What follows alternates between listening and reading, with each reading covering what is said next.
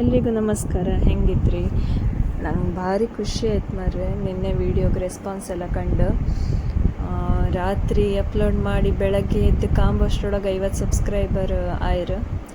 Subscribe ಮಾಡೋದು ಎಲ್ರಿಗೂ thanks. ಹಾಗೆ ಸಪೋರ್ಟು ಮಾಡಿ, ಇನ್ನೂ ಸಬ್ಸ್ಕ್ರೈಬ್ ಮಾಡಿ, ಲೈಕ್ ಮಾಡಿ, ಶೇರ್ ಮಾಡಿ.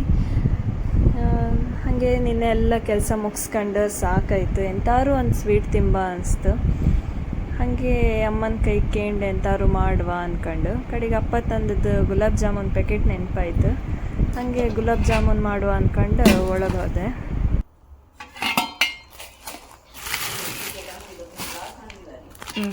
ಜಾಮೂನ ಪ್ಯಾಕೆಟ್ ಅಂತಸ್ವ हाँ मेल्डे मेल्डे आज पण करी आई डेट जाईन ना आम्ही हे कोरोना टाइम मारी स्टॉक दवल होते ಪರ್ಮನೆಂಟ್ ಜಲ್ಪಡ. ಕೊರೋನಾ ಟೈಮಾಗೆ ಸಾಮಾನು ಸಿಗೋದೇ ಭಾರಿ ಕಷ್ಟ ಇದ್ದಿತ್ತು, ಟೈಮಿಂಗ್ಸ್ ಅದು ಇದು ಅಂದ್ಕೊಂಡು. ಅಷ್ಟೊತ್ತಿಗೆ ನಮ್ಮ ಅಜ್ಜಿ ಕಾಲದ್ದೆಲ್ಲ ಒಂದು ಅಕ್ಕಿ ಸ್ಟೋರ್ ಮಾಡಿ ಇಡೋದೊಂದು ಪಾತ್ರೆ ಇದ್ದಿತ್ತು ಕಾಣಿ. ಅದರಲ್ಲೇ ನಾವು ಅಕ್ಕಿ, ಬ್ಯಾಳಿ, ಹಿಟ್ಟು ಎಲ್ಲ ಸ್ಟಾಕ್ ಮಾಡಿ ಇಡ್ತಿದ್ದಿತ್ತು.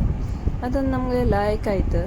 ಈಗಲೂ ನಾವು ಎಂಥ ಸಾಮಾನು ತಂದರೂ ಹೆಚ್ಚಿಗಿದ್ರೆ ಅದ್ರಾಗೆ ಇಡೋದು. ಹಾಗೆ ಅದರಲ್ಲೇ ಗುಲಾಬ್ ಜಾಮೂನ್ ಪ್ಯಾಕೆಟ್ ಇದ್ದಿತ್ತು. ಹಾಗೆ ಅಮ್ಮನ ಕೈ ಕೇಂಡೆ ಇತ್ತ ಅನ್ಕೊಂಡು ಅಮ್ಮ ಇತ್ತು ಅದ್ರಾಗೆ ಇತ್ತು ಕಾಣ ಅಂದರು. ಕಡೆ ಕಮ್ತಿ ಅದ್ರಾಗೆ ಇದ್ದಿತ್ತು. ಒಂಥರ ಅದು ನಮ್ಮ ಮನೆಗೆ ಅಕ್ಷಯ ಪಾತ್ರೆ ಕಾಣಂಗೆ ಮಾರ್ರೆ, ಯಾವತ್ತೂ ಎಂಥದ್ದು ಖಾಲಿ ಆತಿಲ್ಲ, ಅದ್ರಾಗೆ ಇರತ್ತೆ. ನೀವು ಹಾಗಿಂದ ಎಂತಾರು ಒಂದು ಹಳೆಯವ್ರ ಕಾಲದ್ದು ಎಂತಾರು ಒಂದು ಅಂಥದ್ದೇ ಪಾತ್ರೆ ಇದ್ದರೆ ಅದ್ರಾಗೆ ಸ್ಟಾಕ್ ಮಾಡಿ, ನಿಮ್ಮ ಮನೆಗೂ ಯಾವತ್ತೂ ಎಂಥದ್ದು ಖಾಲಿ ಆತಿಲ್ಲ. ಗುಲಾಬ್ ಜಾಮೂನ್ ಮಾಡೋಕ್ಕೆ ಸಕ್ಕರೆ ನೀರು ರೆಡಿ ಮಾಡುವ ಅಂದ್ಕೊಂಡು, ಪಾಕ ಮಾಡುವ ಅಂದ್ಕೊಂಡು ಗ್ಯಾಸ್ ಮೇಲೆ ಸಕ್ಕರೆ ನೀರಿಟ್ಟೆ.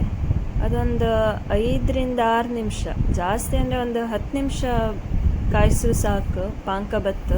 ಪಾಕ ಅಂದರೆ ಎಳಿ ಬರ್ಕಂತಿಲ್ಲ, ಒಂಥರ ನಿಮಗೆ ಕೈಯಲ್ಲಾಡ್ಸೋತಿಗೆ ಗೊತ್ತಾಯ್ತು, ಒಂಥರ ದಪ್ಪ ದಪ್ಪ ಆಯ್ತು.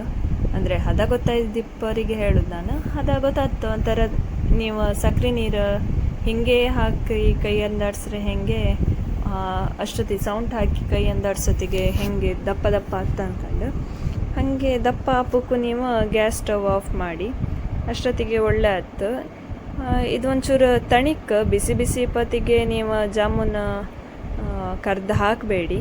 ಹೀಗೆ ಒಂಚೂರು ತಣಿಲಿ, ತಣ್ಣದಾದ್ಮೇಲೆ ಜಾಮೂನು ಅದ್ರೊಳಗೆ ಹಾಕ್ರೆ ಒಳ್ಳೆಯದು. ಅದಕ್ಕೆ ಫಸ್ಟಿಗೆ ಸಕ್ಕರೆ ಪಾಕ ರೆಡಿ ಮಾಡ್ಕೊಂಡಿಟ್ರೆ ನಾವು ಹಿಟ್ಟು ಕಲಸೋ ಅಷ್ಟರೊಳಗೆ ಸಕ್ಕರೆ ಎಲ್ಲ ಕರಗಿ ಪಾಕ ಎಲ್ಲ ರೆಡಿಯಾಗಿ ಅದು ತಣ್ಣದಿರುತ್ತೆ. ಲೈಕ್ ಮಾಡಿಕೆ ಉದ್ರು ಮಾಡ್ಕೊಂಡು ಆದ್ಮೇಲೆ ಅದಕ್ಕೆ ಬೇಕಾದಷ್ಟು ನೀರು ಹಾಕೊಂಡು, ನೀರಂದ್ರೆ ಜಾಸ್ತಿ 1 ಲೋಟ 2 ಲೋಟ ಎಲ್ಲ ಹಾಕೊಂಡ್ಬೇಡಿ ಮರ್ರೆ, ಒಂದು 1/4 ಲೋಟ ಸಾಕು ಒಂದಿಷ್ಟು ಪ್ಯಾಕೆಟಿಗೆ. ಅದು ಜಾಸ್ತಿಯೇ, ನಂಗೆ ಲಾಸ್ಟಿಗೆ ಸ್ವಲ್ಪ ಉಳಿತು 1/4 ಲೋಟದಾಗೂ. ನೀವು ಎಷ್ಟು ಬೇಕು ಕಾಣಿ, ಸ್ವಲ್ಪ ಸ್ವಲ್ಪ ಅಂದರೆ 2 ಚಮಚ ಹಾಕೊಂಡು ಕಲಿಸ್ರು ಸಾಕತ್ತು. ನಿಮಗೆ ಡೀಟೇಲ್ ವಿಡಿಯೋ ಬೇಕಾದ್ರೆ ನಂಗೆ ಕಮೆಂಟ್ ಮಾಡಿ, ನಾನು ನೆಕ್ಸ್ಟ್ ವೀಡಿಯೋದಲ್ಲೂ ಡೀಟೇಲಾಗಿ ನಿಮಗೆ ಗುಲಾಬ್ ಜಾಮೂನ್ ಮಾಡೋದು ಹೆಂಗೆ ಅಂಥೇಳಿ ತೋರಿಸ್ದೆ. ಹಾಗೆ ಹಿಟ್ಟು 5 ನಿಮಿಷ ಇಡಿ ಅಂದ್ಕೊಂಡು ಹೇಳಿರ, ನಾನೇನು 5 ನಿಮಿಷ ಇಡಲ್ಲ.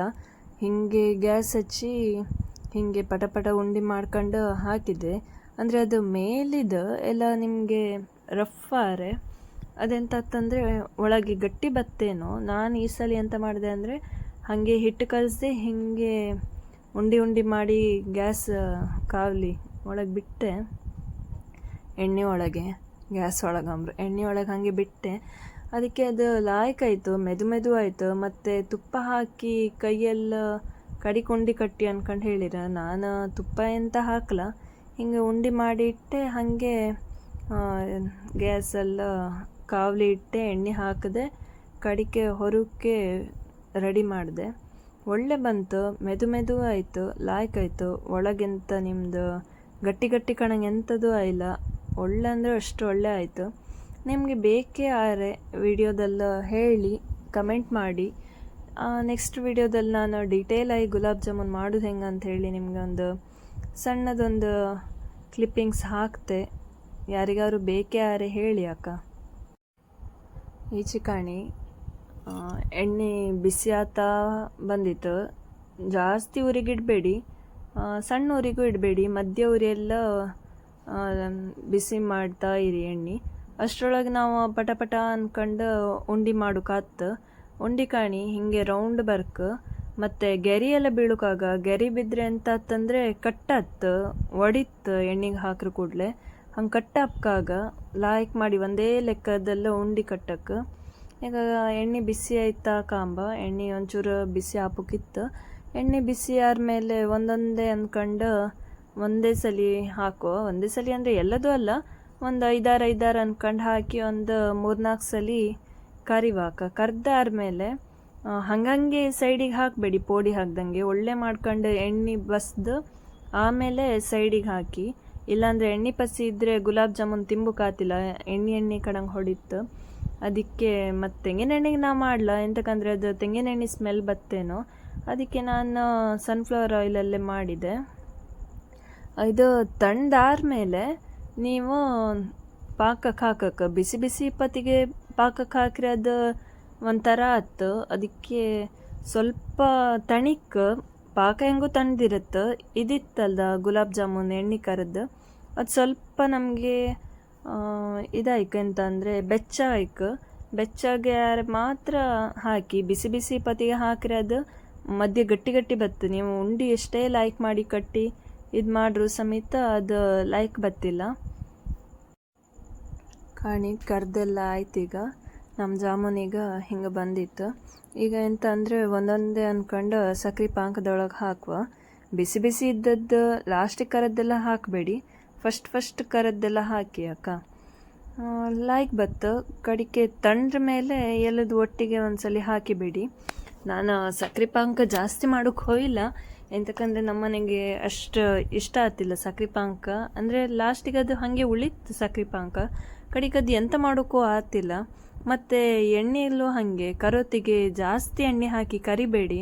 ಅದು ಗುಲಾಬ್ ಜಾಮೂನ್ ಹಿಟ್ಟಲ್ಲ ಎಂತ ಅಂಥೇಳಿ ಗೊತ್ತಿಲ್ಲ ನನಗೆ.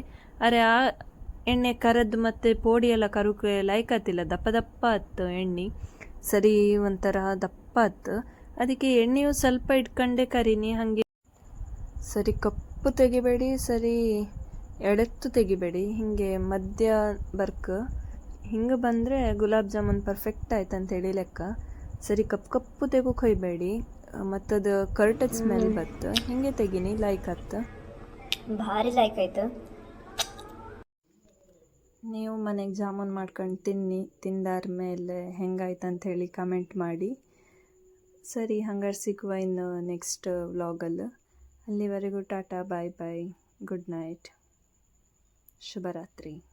ಸಿಗುವ ಮುಂದಿನ ದಿನದಲ್ಲಿ.